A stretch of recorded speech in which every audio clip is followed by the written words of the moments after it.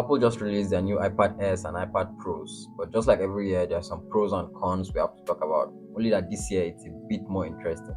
Alright, so firstly, they announced that both the iPad Airs and the iPad Pros will now come in two sizes, 11-inch and 13-inch, which baked inside will be an M2 chip for the Airs and a new M4 chip for the Pros.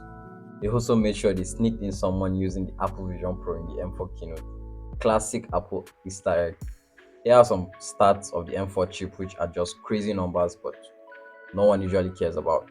The next major announcement was the new Apple Pencil, which now features certain gestures for different actions, but can only be supported by the 2024 iPad.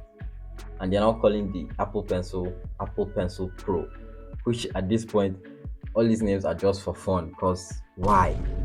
The ultra-wide camera has been removed for a 12 megapixel camera at the back, and the front camera has been moved to the side for a more centralized video call effect. They also come in this new washed out looking colors, which personally I'm not a fan of, but this is not the first time I've seen this and people seem to be cool with it. So they've managed to integrate all this whilst making it their thinnest ever device, which obviously is nice to see until Jerry gets his hands on them. And can someone please tell me how Apple comes up with these background ideas? Because damn. Here are the starting prices for both the 11 and 13-inch iPad Airs and iPad Pros. Overall, nothing crazy, it's just some tweaks here and there. But yeah, comment down below what you think about the new iPads. And as always, I am Cognito.